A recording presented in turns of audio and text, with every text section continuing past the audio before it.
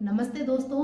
आज मैं बात करूंगी कोरोना वायरस की। हम सब जानते हैं कि कोरोना वायरस क्या था, क्योंकि साल 2019 और 2020 ऐसे साल जिसमें हमने इस महामारी से जमकर लड़ाई की है और आर्थिक रूप से, राजनीतिक रूप से और पर्यावरणिक रूप से हमने बहुत समस्याओं का सामना किया है। लेकिन किसी भी महामारी को जज करने के लिए तीन एस्पेक्ट होते हैं और उसी के आधार पर पता लगाया जाता है कि वो महामारी हमारे लिए कितनी घातक थी और कितनी फायदेमंद थी। आज हम बात करते हैं कि कोरोना हमारे लिए कैसे फायदेमंद था और आने वाले टाइम में हम महामारियों के लिए खुद को किस तरह से तैयार कर सकते हैं। तीन एस्पेक्ट होते हैं किसी भी महामारी को जानने के। पहला है इंटरडिपेंडेंस, ऐसी चीज जिससे हमें पता चलता है कि हमने अपने आप को कैसे खड़ा किया। हम सब जानते हैं कि भारत एक कृषि प्रधान देश है। यहाँ आज भी 10.5 करोड़ लोग हैं जो कृषि पर निर्धारित है, मतलब हमारी जनसंख्या का 48%। और यही एक चीज थी जिसने हमारे देश की जीडीपी को बचा लिया, जिसने हमारी देश की आर्थिक व्यवस्था को बिगड़ने नहीं दिया।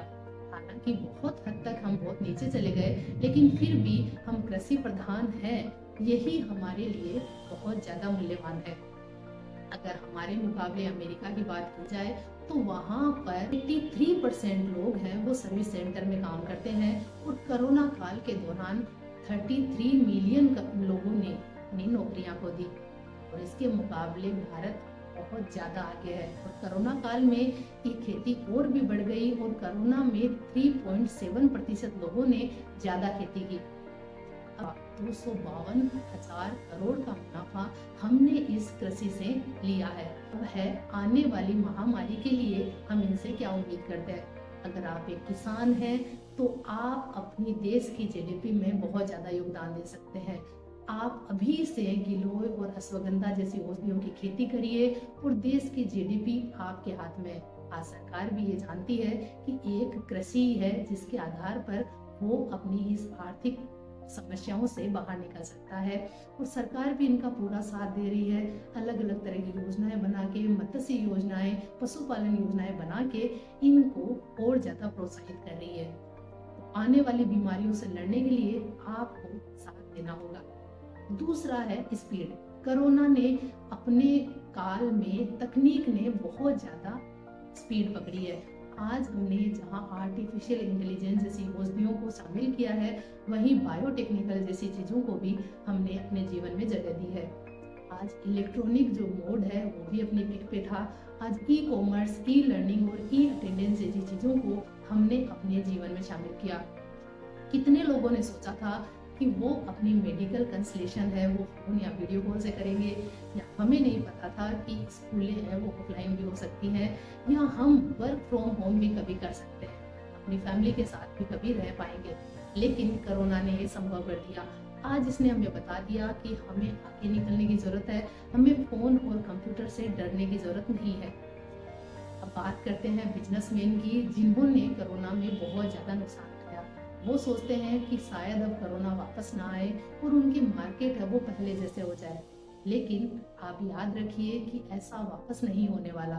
मार्केट वापस वैसे कभी नहीं बनेंगे जैसा आपने पहले देखा था, क्योंकि आपने भी इस परिवर्तन को एक्सेप्ट कर लिया है। आपने अपने काम के अनुसार अपनी सप्लाई चेन बना ली है और आज एक रिसर्च के अनुसार 50% बिजनेसमैन हैं जो कि इस तकनीकी दुनिया को अपना चुके हैं और इसमें ज्यादा कंफर्टेबल है।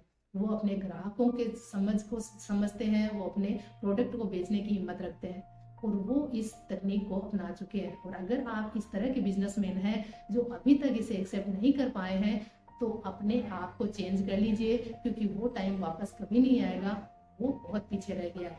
अपने आप को होने वाले परिवर्तन के लिए फ्लेक्सिबल करिए और सस्टेन रखने की कोशिश करिए, क्योंकि वैसे भी कोरोना ने आपको ये सिखा दिया कि अगर आप नौकरी करते हैं तो आपकी नौकरी परमानेंट नहीं है।